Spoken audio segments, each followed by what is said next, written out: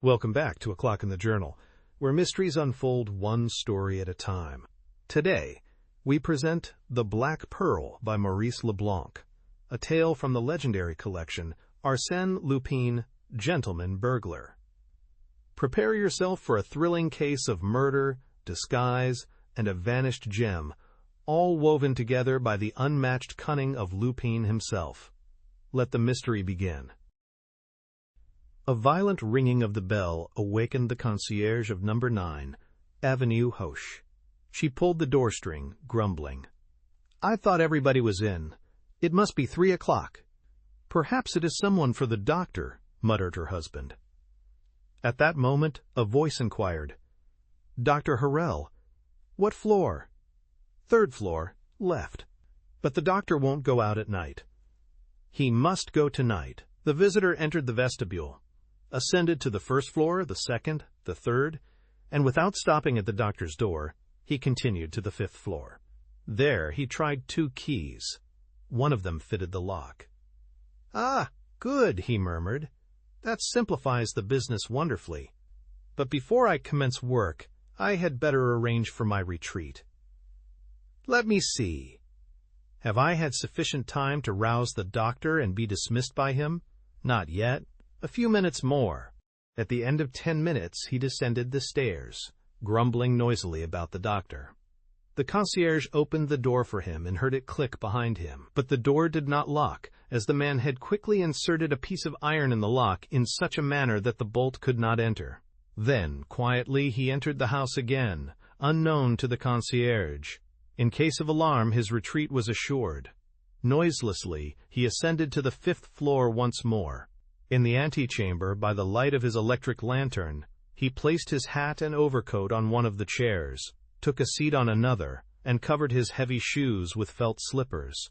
"Oof, here I am, and how simple it was. I wonder why more people do not adopt the profitable and pleasant occupation of burglar. With a little care and reflection, it becomes a most delightful profession. Not too quiet and monotonous, of course, as it would then become wearisome." He unfolded a detailed plan of the apartment. "Let me commence by locating myself. Here I see the vestibule in which I am sitting. On the street front, the drawing room, the boudoir and dining room. Useless to waste any time there, as it appears that the Countess has a deplorable taste, not a bibelot of any value. Now, let's get down to business. Ah, here is a corridor. It must lead to the bedchambers. At a distance of 3 meters, I should come to the door of the wardrobe closet, which connects with the chamber of the Countess." He folded his plan, extinguished his lantern, and proceeded down the corridor, counting his distance, thus: 1 meter, 2 meters, 3 meters. Here is the door. Mon Dieu, how easy it is. Only a small, simple bolt now separates me from the chamber, and I know that the bolt is located exactly 1 meter, 43 centimeters from the floor, so that thanks to a small incision I am about to make, I can soon get rid of the bolt. He drew from his pocket the necessary instruments. Then the following idea occurred to him. Suppose, by chance, the door is not bolted. I will try it first. He turned the knob, and the door opened. "My brave Lupin, surely fortune favors you. What's to be done now? You know the situation of the rooms. You know the place in which the Countess hides the Black Pearl. Therefore, in order to secure the Black Pearl, you have simply to be more silent than silence, more invisible than darkness itself." Arsène Lupin was employed fully a half hour in opening the 2nd door, a glass door that led to the Countess's bedchamber. But he accomplished it with so much skill and precaution that even had the Countess been awake, she would not have heard the slightest sound. According to the plan of the rooms that he holds, he has merely to pass around a reclining chair and, beyond that, a small table close to the bed. On the table there was a box of letter paper, and the Black Pearl was concealed in that box. He stooped and crept cautiously over the carpet, following the outlines of the reclining chair. When he reached the extremity of it, he stopped, in order to repress the throbbing of his heart. Although he was not moved by any sense of fear, he found it impossible to overcome the nervous anxiety that one usually feels in the midst of profound silence. That circumstance astonished him, because he had passed through many more solemn moments without the slightest trace of emotion. No danger threatened him. Then why did his heart throb like an alarm bell? Was it that sleeping woman who affected him? Was it the proximity of another pulsating heart? He listened, and thought he could discern the rhythmical breathing of a person asleep. It gave him confidence, like the presence of a friend. He sought and found the armchair, then, by slow, cautious movements, advanced toward the table, feeling ahead of him with outstretched arm. His right had touched one of the feet of the table. Ah! Now he had simply to rise, take the pearl, and escape. That was fortunate, as his heart was leaping in his breast like a wild beast, and made so much noise that he feared it would waken the Countess. By a powerful effort of the will, he subdued the wild throbbing of his heart, and was about to rise from the floor when his left hand encountered, lying on the floor, an object which he recognized as a candlestick, an overturned candlestick. A moment later, his hand encountered another object, a clock, one of those small traveling clocks, covered with leather. Well, what had happened? He could not understand. That candlestick, that clock. Why were those articles not in their accustomed places? Ah, what had happened in the dread silence of the night? Suddenly a cry escaped him. He had touched, oh, some strange, unutterable thing. No, no, he thought, it cannot be. It is some fantasy of my excited brain. For 20 seconds, 30 seconds, he remained motionless, terrified, his forehead bathed with perspiration, and his fingers still retained the sensation of that dreadful contact. Making a desperate effort, he ventured to extend his arm again. Once more, his hand encountered that strange, unutterable thing. He felt it. He must feel it and find out what it is. He found that it was hair, human hair, and a human face, and that face was cold, almost icy. However frightful the circumstances may be, a man like Arsène Lupin controls himself and commands the situation as soon as he learns what it is. So Arsène Lupin quickly brought his lantern into use. A woman was lying before him, covered with blood. Her neck and shoulders were covered with gaping wounds. He leaned over her and made a closer examination. She was dead. "Dead! Dead!" he repeated, with a bewildered air. He stared at those fixed eyes, that grim mouth, that livid flesh, and that blood, all that blood which had flowed over the carpet and congealed there in thick black spots. He arose and turned on the electric lights. Then he beheld all the marks of a desperate struggle. The bed was in a state of great disorder. On the floor, the candlestick and the clock, with the hands pointing to 20 minutes after 11, then, further away, an overturned chair, and everywhere there was blood, spots of blood and pools of blood. "And the black pearl?" he murmured. The box of letter paper was in its place. He opened it eagerly. The jewel case was there, but it was empty. "Fictre," he muttered, "you boasted of your good fortune much too soon, my friend Lupin." With the Countess lying cold and dead, and the black pearl vanished, the situation is anything but pleasant. Get out of here as soon as you can, or you may get into serious trouble. Yet he did not move. Get out of here? Yes, of course. Any person would, except Arsène Lupin. He has something better to do. Now to proceed in an orderly way. At all events, you have a clear conscience. Let us suppose that you are the commissary of police, and that you are proceeding to make an inquiry concerning this affair. Yes, but in order to do that, I require a clearer brain. Mine is muddled like a ragout. He tumbled into an armchair with his clenched hands pressed against his burning forehead. The murder of the Avenue Hoche is one of those which have recently surprised and puzzled the Parisian public, and, certainly, I should never have mentioned the affair if the veil of mystery had not been removed by Arsène Lupin himself. No one knew the exact truth of the case. Who did not know, from having met her in the Bois, the fair Léontine Zalti, the once famous cantatrice, wife and widow of the Count d'Andillot, the Zalti, whose luxury dazzled all Paris some 20 years ago. The Zalti who acquired an European reputation for the magnificence of her diamonds and pearls? It was said that she wore upon her shoulders the capital of several banking houses and the gold mines of numerous Australian companies. Skillful jewelers worked for Zalti, as they had formerly wrought for kings and queens. And who does not remember the catastrophe in which all that wealth was swallowed up? Of all that marvelous collection, nothing remained except the famous black pearl. The black pearl, that is to say, a fortune, if she had wished to part with it. But she preferred to keep it, to live in a commonplace apartment with her companion, her cook, and a manservant, rather than sell that inestimable jewel. There was a reason for it, a reason she was not afraid to disclose. The black pearl was the gift of an emperor. Almost ruined and reduced to the most mediocre existence, she remained faithful to the companion of her happy and brilliant youth. The black pearl never left her possession. She wore it during the day, and at night concealed it in a place known to her alone. All these facts being republished in the columns of the public press serve to stimulate curiosity and, strange to say, but quite obvious to those who have the key to the mystery, the arrest of the presumed assassin only complicated the question and prolonged the excitement. 2 days later, the newspapers published the following item. Information has reached us of the arrest of Victor Danègre, the servant of the Countess d'Andelot. The evidence against him is clear and convincing. On the silken sleeve of his liveried waistcoat, which Chief Detective Dudois found in his garret between the mattresses of his bed, several spots of blood were discovered.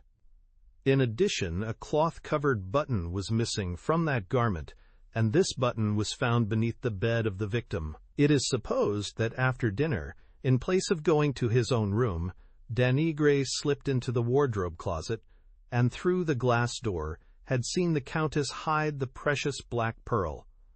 This is simply a theory, as yet unverified by any evidence. There is, also, another obscure point. At 7 o'clock in the morning, Danègre went to the tobacco shop on the Boulevard des Courcelles. The concierge and the shopkeeper both affirmed this fact.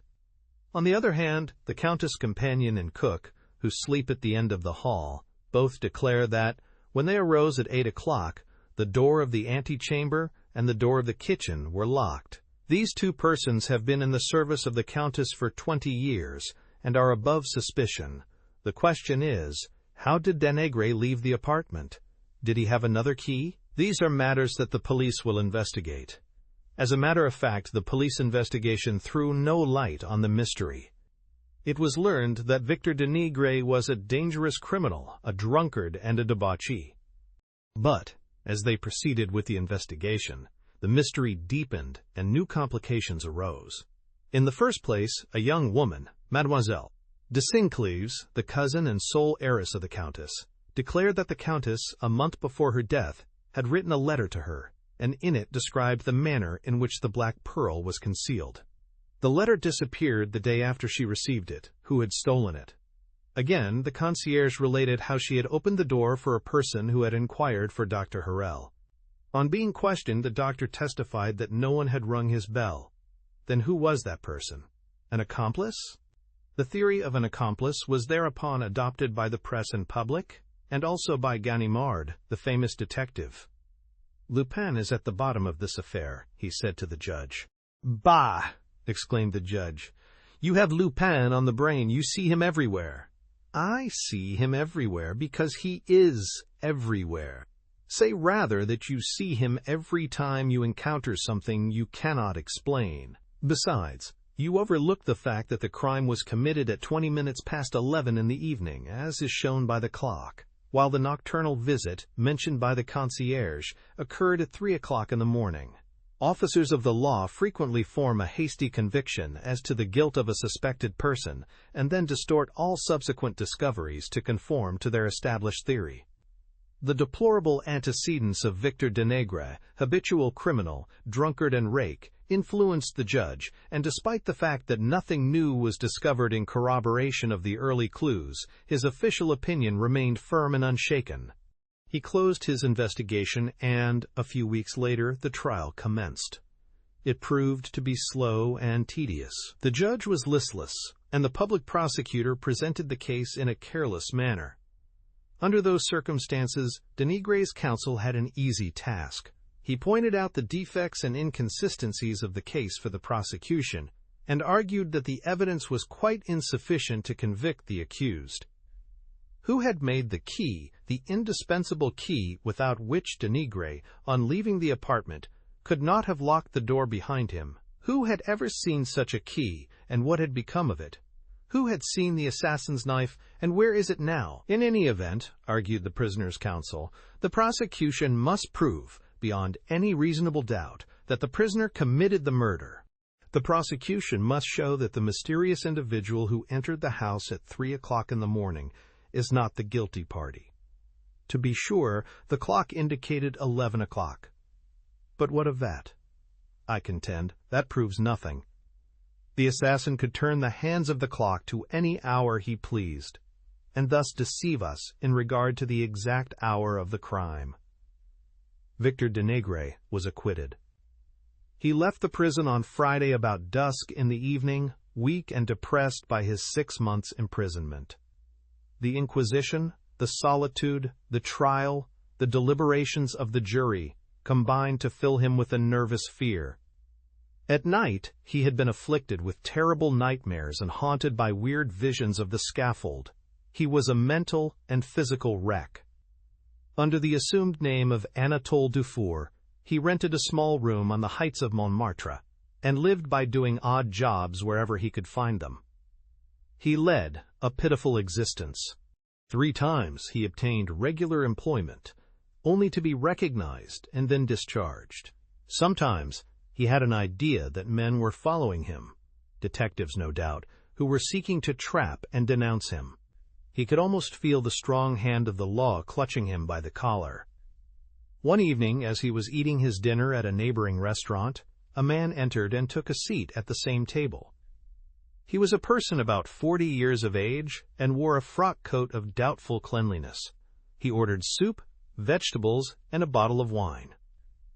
After he had finished his soup, he turned his eyes on Denegre and gazed at him intently. Denegre winced.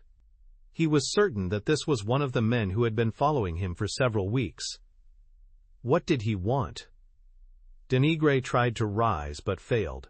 His limbs refused to support him. The man poured himself a glass of wine and then filled Denegre's glass. The man raised his glass and said, "To your health, Victor Denegre." Victor started in alarm and stammered, No, I swear to you." "You will swear what? That you are not yourself? The servant of the Countess?" "What servant?" "My name is Dufour. Ask the proprietor." "Yes, Anatole Dufour to the proprietor of this restaurant, but Victor Denegre to the officers of the law." "That's not true. Someone has lied to you." The newcomer took a card from his pocket and handed it to Victor, who read on it, "Grimaudan, ex-inspector of the detective force. Private business transacted." Victor shuddered as he said, "You are connected with the police?" "No, not now, but I have a liking for the business, and I continue to work at it in a manner more profitable. From time to time, I strike upon a golden opportunity, such as your case presents." "My case?" "Yes, yours. I assure you it is a most promising affair, provided you are inclined to be reasonable. But if I am not reasonable, oh, my good fellow, you are not in a position to refuse me anything I may ask." "What is it you want?" stammered Victor fearfully. "Well, I will inform you in a few words. I am sent by Mademoiselle de Saint-Clèves, the heiress of the Countess d'Andiot." "What for?" "To recover the black pearl." "Black pearl? That you stole. But I haven't got it." "You have it." "If I had, then I would be the assassin." "You are the assassin." Denegre showed a forced smile. "Fortunately for me, monsieur, The assize court was not of your opinion. The jury returned an unanimous verdict of acquittal. And when a man has a clear conscience and 12 good men in his favor, the ex-inspector seized him by the arm and said, "No fine phrases, my boy. Now, listen to me and weigh my words carefully. You will find they are worthy of your consideration. Now, Danègre, 3 weeks before the murder, you abstracted the cook's key to the servant's door, and had a duplicate key made by a locksmith named Outard, 244 Rue Oberkampf." "It's a lie. It's a lie," growled Victor. "No person has seen that key. There is no such key." "Here it is." After a silence, Grimaudan continued, "You killed the Countess with a knife purchased by you at the Bazaar de la République on the same day as you ordered the duplicate key. It has a triangular blade with a groove running from end to end." "That is all nonsense. You are simply guessing at something you don't know. No one ever saw the knife." "Here it is." Victor Danègre recoiled. The ex-inspector continued, "There are some spots of rust upon it. Shall I tell you how they came there?" "Well, you have a key and a knife. Who can prove that they belong to me?" "The locksmith and the clerk from whom you bought the knife. I have already refreshed their memories, and when you confront them, they cannot fail to recognize you." His speech was dry and hard, with a tone of firmness and precision. Danègre was trembling with fear, and yet he struggled desperately to maintain an air of indifference. "Is that all the evidence you have?" "Oh, no, not at all. I have plenty more. For instance, after the crime, you went out the same way you had entered, but in the center of the wardrobe room, being seized by some sudden fear, you leaned against the wall for support." "How do you know that?" "No one could know such a thing," argued the desperate man. "The police know nothing about it, of course. They never think of lighting a candle and examining the walls. But if they had done so, they would have found on the white plaster a faint red spot, quite distinct, however, to trace in it the imprint of your thumb which you had pressed against the wall while it was wet with blood. Now, as you are well aware, under the Bertillon system, thumb marks are one of the principal means of identification." Victor Danègre was livid. Great drops of perspiration rolled down his face and fell upon the table. He gazed with a wild look at the strange man who had narrated the story of his crime as faithfully as if he had been an invisible witness to it. Overcome and powerless, Victor bowed his head. He felt that it was useless to struggle against this marvelous man, so he said, "How much will you give me if I give you the pearl?" "Nothing." "Oh, you are joking. Or do you mean that I should give you an article worth thousands and hundreds of thousands and get nothing in return? You will get your life." "Is that nothing?" The unfortunate man shuddered. Then Grimaudan added, in a milder tone, "Come, Danègre, that pearl has no value in your hands. It is quite impossible for you to sell it, so what is the use of your keeping it? There are pawnbrokers, and someday I will be able to get something for it." "But that day may be too late." "Why?" "Because by that time you may be in the hands of the police, and with the evidence that I can furnish, the knife, the key, the thumb mark, what will become of you?" Victor rested his head on his hands and reflected. He felt that he was lost, irremediably lost, and at the same time a sense of weariness and depression overcame him. He murmured faintly, "When must I give it to you?" "Tonight, within an hour." "If I refuse?" "If you refuse, I shall post this letter to the Procureur of the Republic." "In which letter Mademoiselle de Saint-Cleeve denounces you as the assassin." Danègre poured out 2 glasses of wine, which he drank in rapid succession. Then, rising, said, "Pay the bill, and let us go. I have had enough of the cursed affair." Night had fallen. The 2 men walked down the Rue Lepi and followed the exterior boulevards in the direction of the Place de l'Étoile. They pursued their way in silence. Victor had a stooping carriage and a dejected face. When they reached the Parc Monceau, he said, We are near the house." "Parbleu! You only left the house once, before your arrest, and that was to go to the tobacco shop." "Here it is," said Denegre in a dull voice. They passed along the garden wall of the Countess's house and crossed a street on a corner of which stood the tobacco shop. A few steps further on, Denegre stopped. His limbs shook beneath him, and he sank to a bench. "Well, what now?" demanded his companion. "It is there." "Where?" "Come, now. No nonsense." "There, in front of us." "Where?" "Between two paving stones." "Which?" "Look for it."